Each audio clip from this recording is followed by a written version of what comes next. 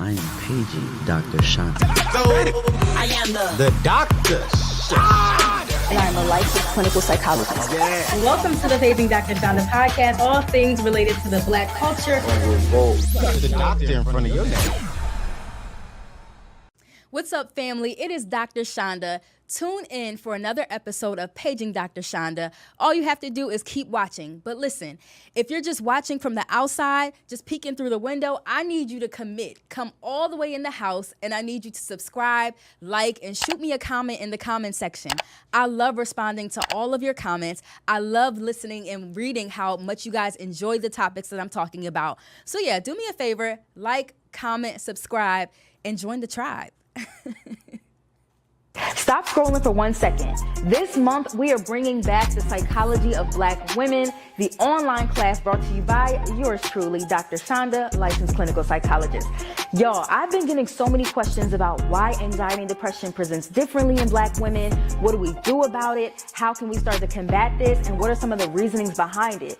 Listen, if you are a Black woman who has questions about anxiety and depression, it's something you experience or something your loved ones experience, or if you're a professional who works with Black women who experience anxiety and depression, I promise you this class is for you. Make sure that you sign up today. Hey, what's up, everybody? You are now tuned in to Paging Dr. Chanda, which is available on multiple streaming platforms as well as audio platforms. I have a very special guest with me today because this month is Suicide Awareness or Suicide Prevention Month. Which one is it, Brandon? Suicide prevention or awareness. We or doing awareness. We're going to do it all here this week, all month long at the Paging Dr. Chanda show. So without further ado, I would love, Brandon, for you to introduce yourself to the people so that they can know how legit you are. Like, I didn't just grab you off the street. Like, you know what you're talking about. Yeah, absolutely. Well, thanks first and foremost. Thanks for inviting me on the show. I appreciate you and all the work that you're doing. But hey, everyone, I'm Brandon Johnson, and I am the creator of the Black Mental Wellness Lounge, which is a YouTube page and organization really focused on supporting and having conversations around Black mental health and healing, really providing resources to our community. And that's really what I'm representing today. My 9 to 5 that I'm not representing today, but I can speak to in my bio is that, so I work as the branch chief of suicide prevention at the Substance Abuse Mental Health Services Administration, also known as SAMHSA, which is a agency within the U.S. Department of Health and Human Services. And in that role, I also co-lead our Black Youth Suicide Prevention Initiative that really works to reduce suicides, eliminate suicides, and suicidal attempts for Black youth and young adults between the ages of 5 to 24. And other than that, born and raised Baltimore City, doing work out here around mental health, a lot of it around youth, a lot of it through the church that I attend, Morning Star Baptist Church, and all sorts of other stuff. Husband, dad, all those good things. All the things. Okay, so you being from Baltimore, which isn't the DMV, but it's not. We are not a part of it. And people don't get that. And it's no shade. It's just like Baltimore's is like its own area. Yeah, our own little thing. Exactly. Yeah. Okay, so how did you feel about Keith Lee and his little DMV Baltimore recap? I mean, it was a lot, but I do want to point out that the Baltimore restaurant that he did go to, he had a great time, a great review, and so I always mess with people in DC. The Baltimore food landscape is so underrated. You know, DC is nice, it's great. Y'all got all the Michelin stars and stuff, but if you want like good old fashioned, like just good food, you got to come up the road. You got to drive up 295. It's amazing. I literally went to Blue Moon Cafe, I think, on my birthday weekend. I had the Sweet Baby Jesus. Yeah. Bruh. Yeah. How long did you have to wait? Because that brunch is lined up. It was a weekday, so we got seated. I got my food. It was good. But that's a spot. Baltimore is underrated. But somebody said DC didn't do well because we use our pots and pans to make go-go music. So that's why our food is go-go music. I was like, wow. I saw that. See, y'all gotta turn them over. Y'all gotta turn. Look, we love our DC people, but we just had to mess with y'all because our spot got a glowing It did. review, but we It love did. y'all It too. did. No, Baltimore We has love some y'all. great food. And I do appreciate the rundown that you gave us. Like you're doing amazing work with your own brand as well as things that you're doing with Samsha, as well as with the White House. Did you even mention that? We allowed to talk about No, it? so as a as a part of that, I mean, I can mention what Okay. we did again with full disclaimers. I'm not Yes. representing them today, but we also did release the national strategy for suicide prevention that came out in April. So that was a White House initiative that we were able to put out, that the Department of Health and Human Services put out, and so that was that's our strategy for the country over the next 10 Wow. years. The last one came out in 2012. This one 2024. Next one will be 2034. And so check it out, hhs.gov/nssp, and you'll be able to download it with really good information about suicide prevention as a Yes. whole. But again, disclaimer, not Not representing representing. them You today, representing but yourself. just in bio. And it's Yes. all public, and it's all public, and we want people to check it out. Yes, you are doing amazing work. I just be seeing you on my timeline. So many people being able to get resources and learning more about suicide prevention and awareness, and knowing that my I can say you my friend. My friend is leading that charge. I'm like, okay, bro, I see you. Appreciate Yes, that. yes. So you're doing good things. Listen, we all trying to keep up with you. Stop, So yo. Nah, I'm trying to keep up with y'all. But yeah, so suicide is like one of those touchy topics to the point where a lot of people, and this content may get censored on YouTube. A lot of people they don't even like to say the word suicide, especially on social media, because of how much it's mhm, censored and suppressed. Right. And so I'm wondering for mhm. you, like, what are some of the myths, the common myths that you often hear when it comes to suicide and youth? Yeah, I think the biggest one that we hear consistently is that folks feel that if I see someone struggling, someone going through some stuff, if I mention suicide to them, if I ask them the question directly and say, hey, are you having thoughts of harming yourself? Are you thinking about killing yourself? That if they didn't have the idea before, that it's going to put the idea in their Mm, head. And I can't stress enough how much that is, from all the literature, the work, the conversation, the research tells us that that's not the case. What it does often is it has a different effect wow. where the person may feel isolated. They may feel that no one sees them, that no one's understanding their struggle. They're just walking around in this cloud and nobody is reaching out to them. But what that does is that gives them that moment to, if they are there, someone sees me, someone cares enough to ask me, and this may be my only shot to tell someone that this is something that I've thought about. And so it really gives people a chance to be seen, a chance to be heard. And a lot of times when we're struggling, that's what we're Yeah. looking for. That's what we're waiting for. Like when we're in these isolated situations, the thing that we want is for somebody just to show us that they care about us. And that may be the thing that saves someone. So that is definitely one of the big myths that we talk about in this I'll space. say I've heard that as well. Like as a clinician in this space, I know throughout grad school, like hearing other like my colleagues talking about like, well, I'm afraid to talk about it because I don't want to put the idea in this client's head. And even as parents, like I can imagine, I Mhm. don't want to talk to my kids about suicide because I don't want them to start thinking about it if I bring it up to them. Yeah, Exactly, exactly. And that's really not the case. And we encourage people to, reach out and have those conversations, and then, be able, if you can, to help them navigate the what comes mhm, next, like finding supports and yeah, things like that. But we don't want people to be shy in doing that, because you really might save a life absolutely. by doing Absolutely. that. That was a good one. Okay, what's the next one? What's another myth that we often hear about suicide, especially as it pertains to our youth? Yeah, I think the next one, especially in our historically marginalized youth, like we hear a lot that this isn't an issue that impacts them, Mm, right? Like this isn't an issue that, particularly like Black youth, that they're not thinking about suicide. They're not talking about suicide. That's a white issue. This is not one that we typically yeah. do. Like we don't do that. And unfortunately, it is the case that our young people are attempting more, and they're dying by suicide more. Black Like youth? there's data, some CDC. Yes, Mhm. Black youth in particularly.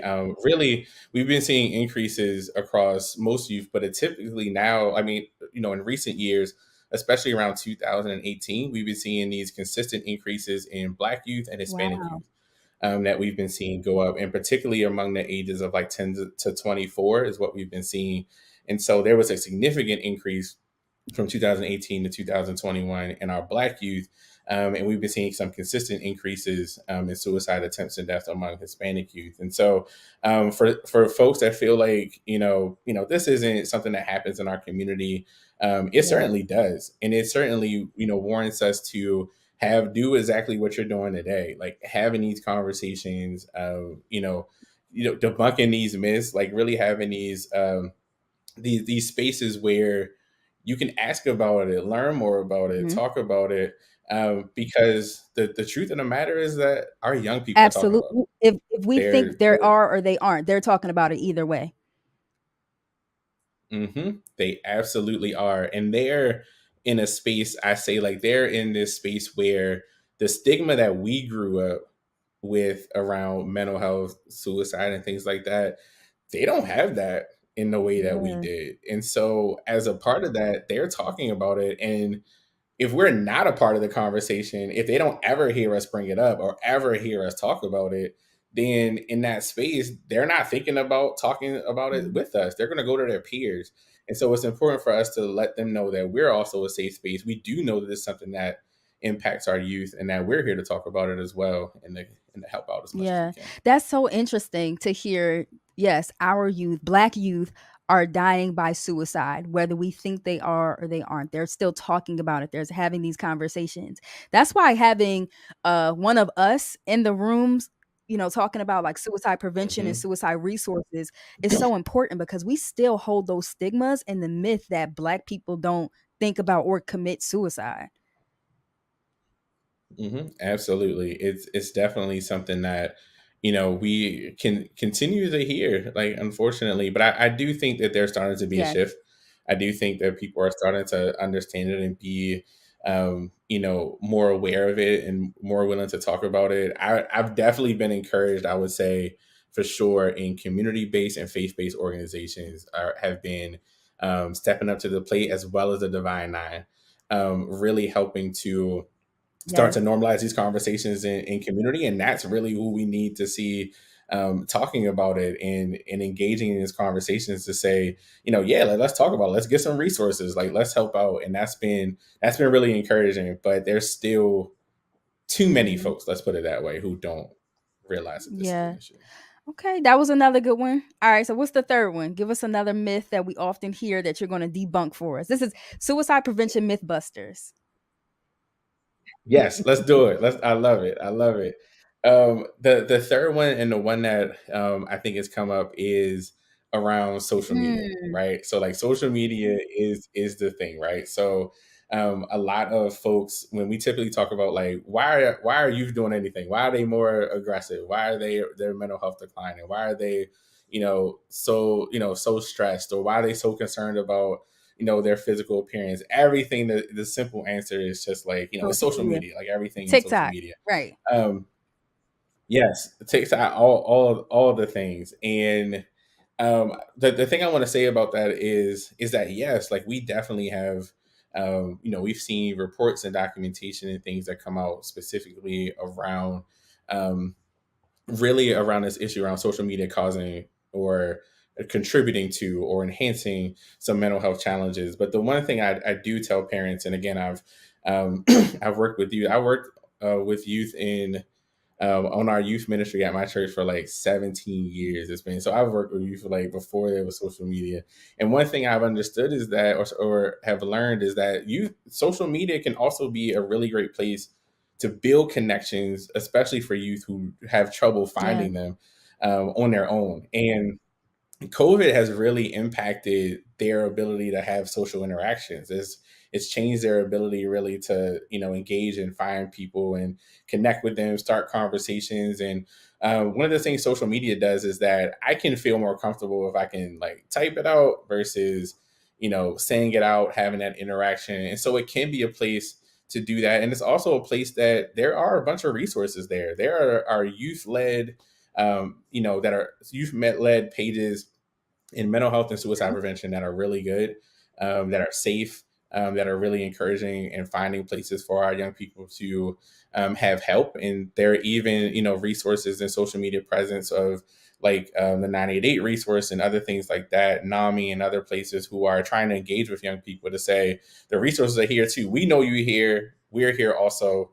We're trying to help you as you're scrolling. You may come across something that you may need there. So I just always tell and try to encourage parents, like, don't completely vilify social Yes. media. Go along with it because it's not going anywhere right now. It's not going Yeah. anywhere for a while. So it's better that we find a way to work within it than to vilify I it. love that because, like you said, it's not going anywhere. And for a lot of youth, sometimes they use that as a space where they can connect with people like them, like a space where they can connect with teens, another 15-year-old who's into anime or what have you. Like I'm, able to make these Right. friends, especially since COVID, they might not feel as comfortable kind of making those connections in person. So it can be a tool that we kind of like help to optimize, but it's important to recognize like that's not the thing that's always going to lead your child to experiencing suicidal thoughts. So I'm happy that you clarified that. Yeah. Exactly. Awesome. Exactly. Okay. All right. So that was a nice little game of suicide prevention mythbusters. So I appreciate your participation. I love it. I love it. That might be your next hustle. You can go and create something like Yes, that's that. a good idea. I might have to take that. I'll bring you along with me. Right. I'm Yes. with it. Okay, so transitioning a bit, the first myth that you had busted was that basically youth are still talking about suicide, whether we think they are or we think they aren't, and Black youth are Mhm. actually committing and experiencing suicidal thoughts. I'm wondering for you, like, what are some pieces of advice that you can give to parents when it comes to suicide, talking about suicide to their children? Yeah, and I do want to express. I did say this quickly in my bio, but I'm a parent Yeah. myself. So my kids are 12 and 10, soon to be 13 and 11. Pray for me. I'm gonna have two middle I'm schoolers touching and next agree year. right now because But that's the age. listen, They gonna please, test your gangster at that please. age. Listen, put my name on the altar wherever you go. Just lay it there, please. But so like in doing that and then having kids engaging in those things, like what I would offer to parents, really the one thing I would say first and foremost, obviously have the conversation, be open to the conversation, talk about mental health and wellness. A couple of things past that. One for sure, like be open, like be Yeah. authentic. Um, it's okay to share pieces of your mental health Mm, journey with your kid.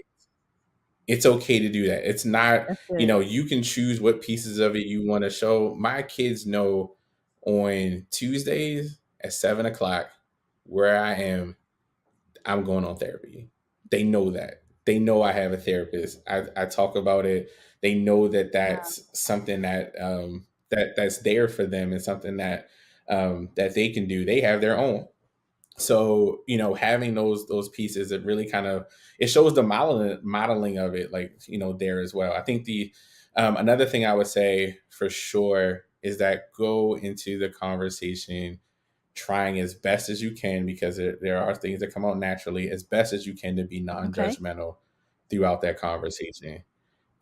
There's nothing that will shut down a conversation with a young person faster than you minimizing what they're going What does through. that look like? If you're Yeah, go ahead. like, so I'm gonna put out the one that like always happens. It's always when someone, a young person, has a crush or have someone that they like, and an adult is like, "You're not gonna think about them when you get older," or Mm, this is just something temporary. It's so many other people you can get to. You immediately just say, "This isn't important. yeah. There's nothing. You shouldn't hold this there because the weight doesn't equal how you're responding to it." But I tell folks all the time, and something for us to remember is that we've all been Yes. there when we were younger. We all had that person. We had that boyfriend, that girlfriend, that person that we were just like infatuated with it, and either they didn't want nothing to do Mm-hmm. with us, or they did for a little bit, and then they moved on, and it hurt. Like, it's okay for them to experience that. And I know it comes from a place of we don't want our kids to experience and struggle with the things that we Yeah. struggled with. But there are certain pieces that just are part of development. They're just a part of the journey of, becoming an adult. These are things that happen. Like, they're into this now, and so those things hold a different weight. So go into those conversations. I would say really just being able to empathize. In some ways, you can do that. One, maintain eye contact. I like that. That's one. Stay off of your phones while they're talking. Say it again. Say it again. Stay off of the phones while they're talking. If they see you doing this and you scrolling Facebook because you're we a Or little Candy older. Crush. If They we on Candy scrolling Crush like, right now. right.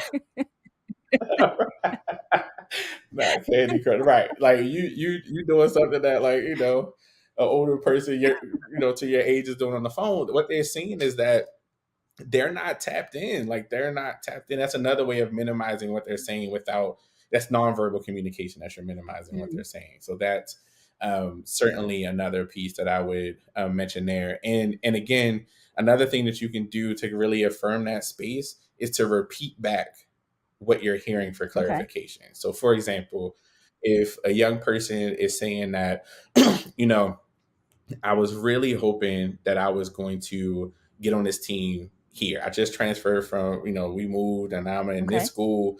I was the man on the court back at the old school. And now I'm here. And like, now I'm not even able to make the team. Like, I can't even make the team. And, coach is saying maybe next year, maybe another time. And, I'm struggling with it. So as a parent, let me practice. Let me do it. And you tell me if I'm doing it right or wrong. Okay, all right. Gotcha. So you're the team. You didn't make the team. I'm doing reflective listening. Okay. Yes. Yep. Okay, well, I'm sorry, son. It sounds like you're sad because you didn't make the team. Is that what I'm hearing from you? Rate me. Exactly. Okay. That's good. Okay. That's good. And so once you do that, like, it's really showing them that you're tapped in, right? Like, so you can, go from there. And then once you ask that question, then that gives you a space to affirm them. You can say, listen, like, I get that. I understand that. Like, that's a reasonable response to this. Like, giving them space to say, like, validate their feelings, even if you don't feel that you would have responded that way. So doing that to them is the important piece. Because sometimes we're like, over that?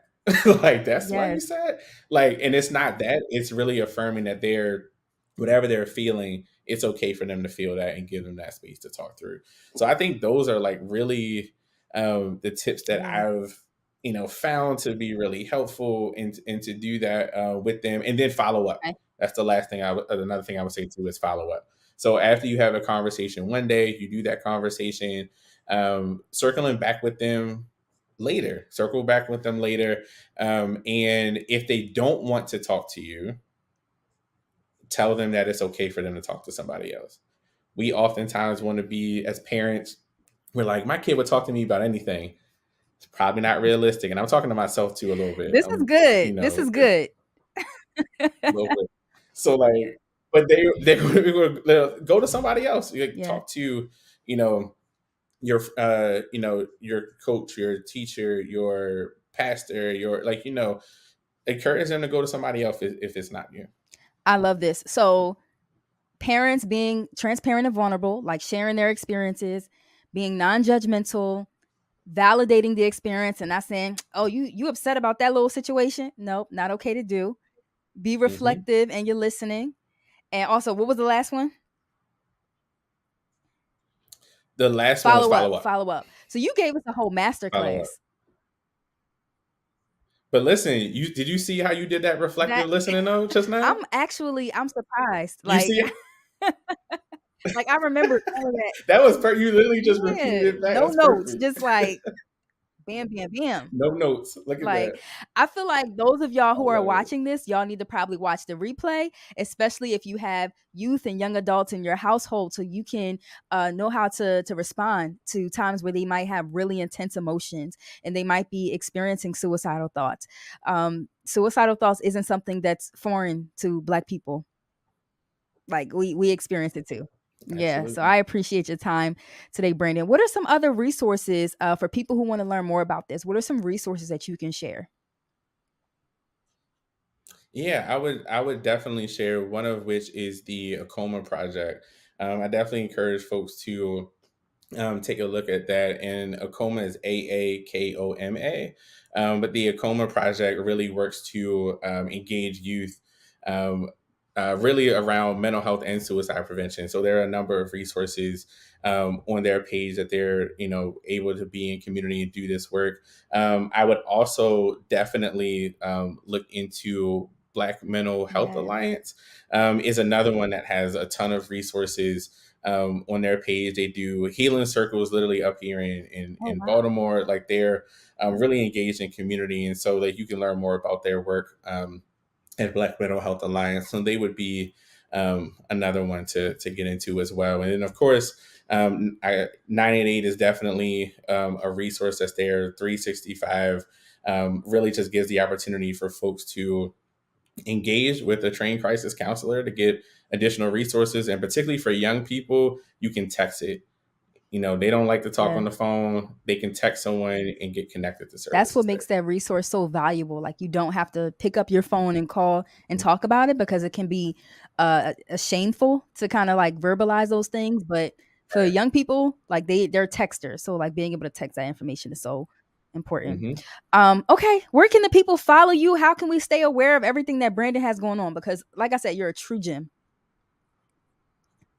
I Yes. appreciate it. I appreciate it. Sis. I would definitely say it's definitely subscribe to the YouTube channel. And it goes just Black Mental Wellness Lounge on YouTube. Search that, you'll be able to get our page and all of our videos and to really see some of our engagement with folks such as Dr. Chanda. So definitely come on there and see those videos as well on Facebook and on Instagram at Black Mental Wellness Lounge. You can find all of our pages and all the work that we're doing. Dope, dope. Okay, well, you are out here doing the work.